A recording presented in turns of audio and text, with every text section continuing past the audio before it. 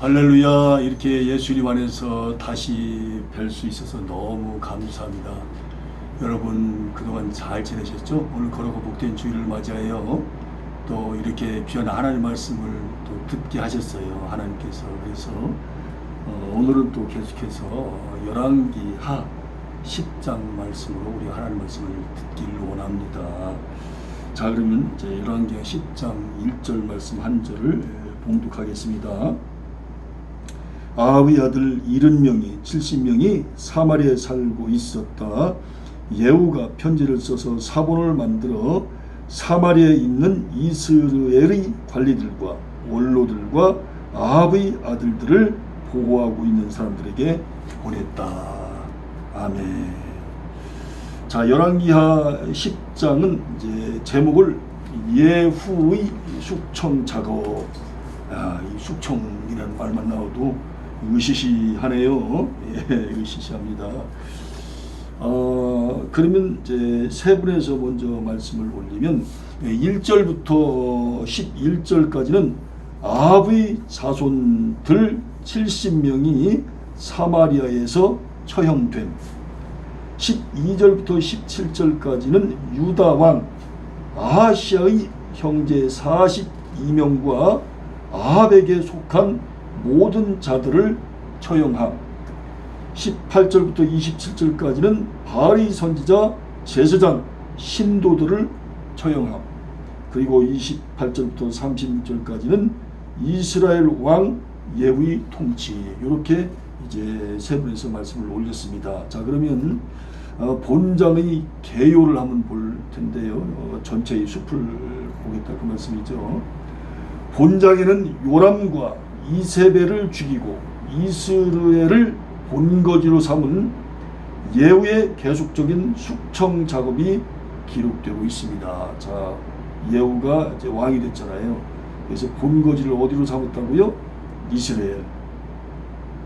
자, 지난 시간에도 이제 요람, 아하시아, 이세벨을 숙청을 했잖아요. 다 죽였잖아요. 근데 그 일이 계속해서 진행되고 있다 그 말입니다. 이와 같은 예후의 숙청 작업은 결국 바알 숭배를 이스라엘에서 근절시켰지만 정작 예후 자신은 여로보암의 죄, 즉 베델과 단의 금송아지를 섬기는 죄에서 떠나지 않았습니다. 안타깝죠. 따라서 하나님께서는 예후를 칭찬하시는 동시에 30절에서 칭찬하시거든요. 아람 왕 하사엘을 통해서 예후를 심판하셨습니다. 그 자세한 말씀 뒤에 가서 말씀드리겠습니다. 자, 이번에는 1절부터 11절까지의 말씀을 가지고 아합의 자손 70명이 살해된 사건에서 얻을 수 있는 교훈이 무엇인지에 대해서 알아보도록 하겠습니다. 이미 예후는 소년 선지자로부터 기름 부음을 받으면서 너는 네 주 아합의 집을 치라. 내가 나의 종 곧 선지자들의 피와 여호와의 종들의 피를 이세벨에게 갚아주리라. 아합의 큰 집이 멸망하리니 아합의 온 집이 멸망하리니 이스라엘 중에 내인자나 노인자나 아합에게 속한 모든 남자는 내가 다 멸절하되 아합의 집을 느밧의 아들 여로보암의 집과 같게 하며 또 아야의 아들 바사의 집과 같게 할지라고 이제 9장 7절부터 9절까지 그렇게 말씀하시는데 그 여호와의 말씀을 이렇게 이제 들은 바가 있다 그 말입니다. 누가요? 예후가. 따라서 예후는 이스라엘 왕 요람과 유다 왕 아하시아 및 이세벨을 죽인 다음에 계속하여 70명이나 되는 아합의 아들들뿐만 아니고 이제 손자들까지도 이제 포함한 그 숫자인데요. 이 히브리어로 아들들을 바님이라고 얘기를 하는데 이 바님이라는 말은 아들뿐만 아니라 손자들까지도 포함하는 넓은 의미로 그렇게 사용되는 단어입니다. 뭐가요? 바님이라는 단어가. 그래서 여기서 70명이나 되는 아합의 아들들은 손자까지도, 아들뿐만 아니라 손자까지도 포함되는 말이다 라고 이제 말씀을 드린 것입니다. 그리고 나서 예후는 바로 이것이 엘리야의 예언이 성취된 결과임을 밝히고 아직 이스라엘에 남아있던 아합의 집안 사람 전체를 다 죽이고 또 그의 신하들과 가까운 친구들 그리고 제사장들까지 모조리 죽여버립니다. 여러분 보세요. 그러니까 아합 왕 악한 왕이죠. 이세벨 악한 왕이죠. 근데 그들과 함께 했던 모든 사람들이 다 죽임을 당하는 겁니다. 그래서 제가 여러 번 강조해서 말씀을 올리잖아요. 아무하거나 친구해서는 안 된다. 아무하거나 이제 같이 지내면 안 된다. 또 나의 상사라든지 아니면 국가의 지도자가 됐든 간에 또 어떤 권력자가 됐든 간에 그 사람이 하나님 보시기에 악한 길로 가고 있다면 그 사람 곁을 빨리 떠나야 된다는 거예요. 그렇지 않으면 그 사람이 죽임을 당할 때 같이 죽임을 당한다는 거예요. 오늘 말씀을 그렇게 하고 있잖아요. 이렇게. 한편 우리는 아합의 아들 70명이 살해되는 방법이 마치 이세벨이 나봇을 처형하기 위해 이스라엘의 장로와 귀인들에게 편지를 보내 시행한 것과 똑같은 방법임을 깨달을 수가 있습니다. 열왕기상 21장 8절부터 14절까지 보면 그게 나와 있지 않습니까? 얼마나 그 이세벨이 악하게 이렇게 행동하는 것이, 즉 귀를 막아 가난한 자의 부르짖는 소리를 듣지 아니하면 자기의 부르짖을 때에도 들을 자가 없으리라 라고 잠언서 21장 13절에서 말하는 말씀처럼 아합과 이세벨의 자손들은 아무도 들어주지 않는 부르짖음만 외치다가 이전에 자기 부모들이 사용했던 바로 그 수법에 의해 죽어가는 거예요. 그러니까 하나님 말씀대로 살 때 그 기도가 응답되는 것이지, 하나님 말씀에 볼 때 자꾸 악한 일로 가면서 나의 기도 들어주세요, 하나님 절대로 안 들어주신다는 거예요. 안 들어주신다. 또한 우리는 여기에서 정작 아수르에 대해 하나님께서 화를 선포하시면서도 이사야서 10장 5절부터 11절에 나와 있지 않습니까?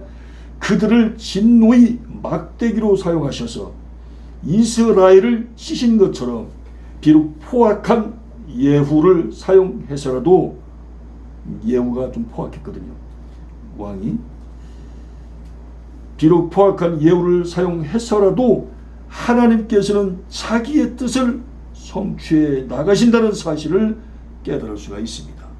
그러니까 이스라엘 백성들이 하나님의 범죄했을 때 이스라엘 백성들을 심판할 때 막대기로 이제 주위 국가를 쓰실 때가 있잖아요. 근데 그 주위에 있는 그 국가들이 하나님 말씀대로 잘 사는 그 의로운 민족이고 의로운 국가이기 때문에 진노의 막대기로 쓰신 것이 아니라는 거예요. 비록 그들이 하나님 믿지도 않고 하나님께 반역한 민족이라 할지라도 얼마든지 하나님께서는 하나님의 뜻을 성취하시기 위하여 그런 불의한 국가, 불의한 민족도 들어 쓰신다는 겁니다.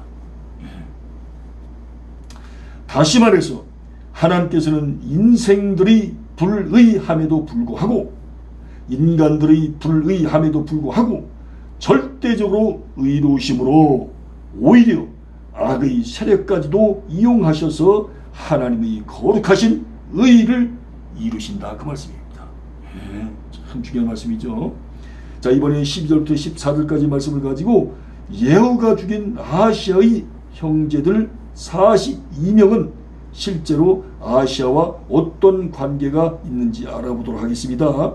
유다왕 여호사밧의 아들 여호람은 여호사밧의 장자로 여호사밧의 큰 아들로 왕위에 오른 다음에 자기 동생들을 죽이고, 이게 얼마나 악한 왕입니까? 은금과 보물과 그들의 소유인 성읍들을 다 탈취해버립니다. 다 뺏어버려요. 그 역대하 21장 1절부터 4절에 나와 있거든요. 그런데 바로 그 여호람은, 악한 왕이죠, 창자의 중병이 들어 죽고 결국 하나님이 창자의 중한 병이 들게 해서 죽여버립니다. 그의 아들들과 아내들과 모든 재물을 블레셋과 아라비아 사람들이 침략으로 몰살당하거나 약탈당하기 때문에 오직 막둥이인 말제 아들인 여호아하스만 살아남아서 여호아하스는 야하시아라고도 하거든요. 오직 말제 아들인 여호아하스만 살아남아서 왕위를 계승합니다. 이어서 왕이 되었다 그 말이죠. 그 내용이 역대하 21장 11절부터 20절까지 또 22장 1절에 나와 있습니다. 따라서 예후가 만난 아하시아의 형제들 42명은 42명은 아하시아의 친형제들일 수가 없어요. 한편 역대하 22장 8절에는 예후가 아하시아의 형제의 아들들 곧 아하시아를 섬기는 자들을 죽였다고 기록되어 있습니다. 그러므로 결국 아하시아의 형제들 42명은 그의 아버지 여호람의 첩들에게서 낳은 아하시아의 이복 형제들 그리고 아하시아의 조카들과 사촌들일 것으로 그렇게 추정해 볼 수 있다 그 말입니다. 자, 그런 여기까지 말씀을 참 이렇게 우리가 들으면서 한 사람이 특별히 권력자가 말입니다. 뭐 대통령이 또 왕이 됐든 특별히 최고의 권력자가 그 한 사람이 권력자인 그 한 사람이 한 사람이 죄를 짓게 되면 그 왕 혼자만 이렇게 죽임을 당하는 것이 아니고 그 왕과 관련되어 있는 사람들 주변에 있는 사람들이 다 죽임을 당하는 거예요. 자, 그래서 이 한 사람의 어떤 그 역할이 특별히 영향력이 큰 높은 자리에 오른 사람일수록 그 한 사람의 역할이 얼마나 중요한 것인가 라고 하는 것을 다시 한번 분명히 깨달을 수가 있다. 확실히 깨달을 수가 있다. 두렵게 깨달을 수가 있다 라는 말씀을 드린 것입니다. 자, 이번에는 15절부터 17절까지 말씀을 가지고 여호와를 위한 자기 열심을 증거하기 위하여 예후가 사마리아까지 자기 병거에 태우고 간 레갑의 아들 여호나답은 누구입니까? 12절부터 17절에 나와 있다고 그랬죠. 레갑의 아들 여호나답은 레갑 족속의 족장입니다. 예레미야 35장 6절에 나와 있거든요. 그런데 그는 자기 후손들에게 농사를 짓지 말고 포도주도 마시지 말며 오직 장막에 거하면서 유목생활을 하도록 그렇게 지시했던 사람입니다. 누가요? 여호나답이. 그리하여 그의 후손들은 300년이 지난 예레미야 시대까지 그 규례를 잘 지켰기 때문에 예레미야가 하나님의 율법을 범하던 당시의 백성들에게 모범적인 인물로 제시했을 정도입니다. 예레미야 35장에 나와 있거든요. 그만큼 훌륭한 분이었다 그 말이죠. 따라서 예후가 레갑의 아들 여호나답과 병거에 동승하여 사마리아로 간 것은 당대의 경건함이 널리 알려진 여호나답과의 친밀한 관계를 사마리아인들에게 과시함으로써 자신에 대한 신뢰감을 회복하고 바알 숭배자들을 처단할 때에 발생할지도 모를 저항 세력을 사전에 봉쇄하기 위함이었다고 추정할 수가 있어요. 이 예후가 하나님을 온전히 섬긴 사람이 아니잖아요. 아까 포악했다고 그랬잖아요. 칭찬받을 일도 했지만 칭찬받지 못할 일도 많이 했거든요. 금송아지 성했잖아요. 특별히. 그러니까 뭔가 백성들로부터 온전히 존경과 사랑을 그리고 신뢰를 받지 못하는 거예요. 그러니까 그 당시 훌륭한 그 여호 나답이라고 하는 분을 오늘날 말하면 자기 차에다 태우고 이제 같이 가는 겁니다. 그러면서 자신의 어떤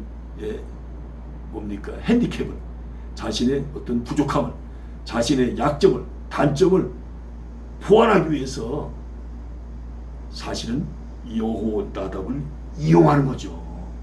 참 나쁜 사람이에요. 어떻게 보면 이 예후라는 사람이 이런 면에서는.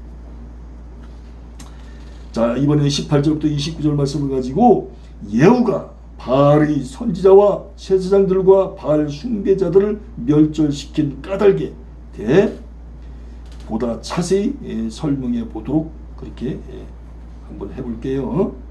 사마리아에 도착한 예후는 아합은 바알을 조금 섬겼으나 예후는 많이 섬기라고 공포한 다음에 18절에서 전국의 바알 숭배자들을 한자리에 모아 바알을 위한 집회를 열도록 계략을 꾸밉니다. 그리고 예후는 여호나답과 더불어 바알 숭배자들에게 예복을 입혀 사당 안에 넣은 후 사당 밖에 80명의 군사를 배치하여 그들을 모조리 칼로 쳐 죽입니다. 예, 바알 숭배자들을. 예. 한편 우리는 여기에서 비록 바알 숭배자들을 죽인 것은 하나님의 율법에 합당한 일이었지만 잘한 것이죠. 그러나 그 실제적인 동기가 하나님을 위한 열심이 아니라 자신의 왕권을 확립하기 위한 예후의 이기적인 탐욕으로 가득 찬 것이었음을 깨달을 수가 있습니다. 왜냐하면 예후가 베델과 단에 있는 금송아지 숭배를 계속했기 때문입니다. 즉 예후도 느밧의 아들 여로보암이 북쪽 10지파가 유다로 돌아오는 것을 막기 위해 만든 종교 정책을 그대로 이어받은 것이에요. 예. 열왕기상 12장 20절부터 33절에 나와 있지 않습니까? 다시 말해서 예후는 아합 왕가와 긴밀한 관계를 맺고 있던 바알 숭배자들을 멸절시키므로 자신의 정치적인 위험 세력을 미리 제거할 뿐 아니라 여호와를 섬기는 경건한 자들이 지지를 받아 그의 왕권을 견고히 하려 했던 것입니다. 그게 오로지 그냥 자기 왕자리 잘 지키고 싶어서 이렇게 하나님을 잘 믿는 사람까지도 끌어들여서 이용한다는 겁니다. 그러니까 하나님께서 보실 때 과연 어떻게 그 예후를 보시겠습니까? 열왕기하 10장에 보면요, 지금 우리 열왕기하 10장 말씀을 나누고 있잖아요. 예후도 결국 죽습니다. 죽어요. 이렇게 보면 결국 예후는 바알 숭배자들을 처단하는 대신에 금송아지 숭배를 계속함으로써 종교를 자신의 정권 유지의 수단으로 사용했다고 볼 수 있습니다. 자, 이렇게 종교를 갖다가 자기 정권 유지로 이렇게 이용해 먹는 사람이 이때만 있었습니까? 오늘날도 얼마든지 있을 수 있는 거예요. 오늘날도 얼마든지 이렇게 종교를 이용해 먹을 수 있다니까요. 얼마든지. 자, 이번엔 30절부터 36절까지 말씀을 가지고 예후의 통치에 대한 성경의 평가는 어떠한지에 대해서 알아보도록 하겠습니다. 알아봅니다. 본문은 일단 하나님께서 예후에게 네가 나 보기에 정직한 일을 행하되 잘 행하여 내 마음에 있는 대로 아합 집에 다 행하였은즉 네 자손이 이스라엘 왕 위를 이어 4대를 지나리라고 30절에서 칭찬하신 사실을 기록하고 있습니다. 여러분, 하나님 정말 정확하신 분이세요. 성경에 보면 행한 대로 갖고 나오잖아요. 그러니까 비록 예후가 포악한 면도 있지만 하나님 뜻대로 순종한 부분에 대해서는 하나님께서 축복을 하신 거예요. 복을 내려주세요. 그래서 4대까지 왕의 자리를 이제 누릴 수 있도록 그렇게 해주시겠다라고 주님께서 축복의 말씀을 하시지 않습니까? 그럼에도 불구하고 성경은 그러나 예후가 전심으로 이스라엘 하나님 여호와의 율법을 지켜 행하지 아니하며 여로보암이 이스라엘로 범죄하게 한 그 죄에서 떠나지 아니하였더라고 31절에서 최종적인 평가를 내리고 있습니다. 예, 그 죄에서 떠났으면 얼마나 좋았겠어요. 근데 조금 떠나고 많이 안 떠가요. 조금은 떠났다가 많이는 또 안 떠났다. 이런 사람을 신뢰할 수 없잖아요. 떠나려면 완전히 떠나야 되잖아요. 결국 성경은 예후의 통치에 대하여 양자택일의 방법으로 평가하지 않고 바알 숭배를 추방한 점을 칭찬함과 동시에 금송아지를 숭배한 점에 대해서는 더 크게 비난을 하고 있어요.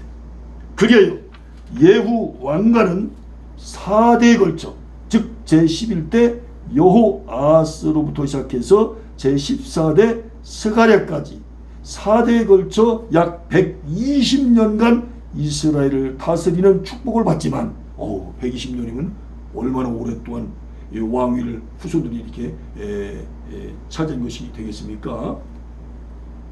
축복을 받지만 아람왕, 아람이 시리아, 또 수리아라고도 말씀드렸죠.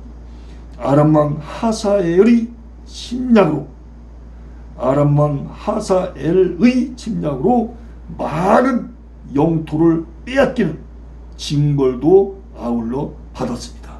32절, 34절이 나와 있지 않습니까? 그래서 이 예후가 왕으로서 28년 동안 북쪽 이스라엘에서, 특히 사마리아가 수도니까 28년 동안 왕으로서의 이제 일을 했는데, 예후가 왕으로서 일을 할 때 북쪽 이스라엘 땅, 뭐 지금도 마찬가지지만 남쪽 유다, 북쪽 이스라엘 지금 통일된 상태지만 지금도 그 이스라엘이라는 나라가 땅이 그 넓은 땅이 아니잖아요. 우리나라 뭐 강원도만 하다 그런 말도 있습니다만, 하여튼 뭐 얼마나 큰지를 정확히 제가 말씀을 못 드리겠습니다만은 굉장히 작다 그 말이죠. 거기다 이제 북쪽으로 남쪽으로 나눠졌으니까 북쪽 이스라엘은 또 얼마나 더 작겠습니까? 근데 그 작은 땅을 이 아람 왕 하사엘이 그냥 야금야금 뺏어가는 거예요. 예, 쳐들어와가지고. 그래서 작은 땅이 더 조그매지네. 자, 이것은 왜 이렇게 된 거예요? 예후가 금송아지를 섬겼기 때문에, 그 영적으로 가늠했기 때문에 그렇게 했던 겁니다. 그러니까 하나님께서는 정말 행한 대로 갚으신다는 말씀이 너무나 우리에게 진리의 말씀으로 다가오는 거예요. 여러분, 하나님 앞에 순종하면 순종한 만큼의 축복을 주시고, 불순종하면 불순종한 만큼의 심판하시는 공평정대하신 하나님을 우리가 다시 한번 여기서 볼 수 있는 것입니다. 이제 말씀을 맺기를 원합니다. 특별히 제가 이 시간 말씀을 맺으면서 정말 강조하고 싶은 말씀은, 아무하고 친구라든지 관계를 맺어서는 안 된다는 겁니다. 인간관계. 특별히 우리의 멘토가, 아니면 나의 상사가, 나의 지도자가 하나님 말씀대로 살지 않고 있다면 그 사람 곁을 빨리 떠나가야 된다는 거예요. 그 사람이 심판받을 때 그 자리에 있다가는 같이 심판을 받아 죽임을 당할 수도 있다고 하는 말씀, 오늘 열왕기하 10장에서 우리에게 분명히 들려주고 있고 말씀하고 계시고 경고하고 계시지 않습니까? 예, 그러니까 인간관계, 대인관계를 아무나 하는 게 아니에요.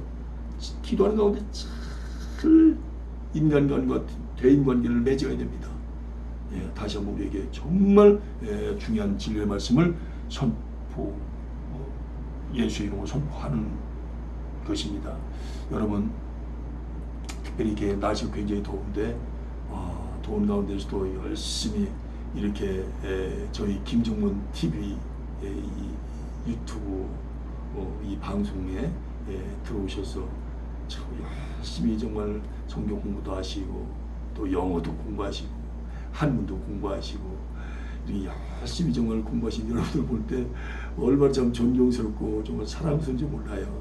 여러분, 비록 덥고 또 코로나로 힘들지만 이번 한 주간도 예수님 안에서 승리하시고 건강하시고 또 풍성한 이제 가을을 우리가 바라보면서 늘 주님 안에서 항상 주님께만 영광이고 여러분 모든 일에 하나님의 은혜와 은총과 복이 넘치게 임하는 여러분 모두가 되시기를 예수님의 이름으로 축원합니다. 여러분 감사합니다. 건강하십시오. 감사합니다.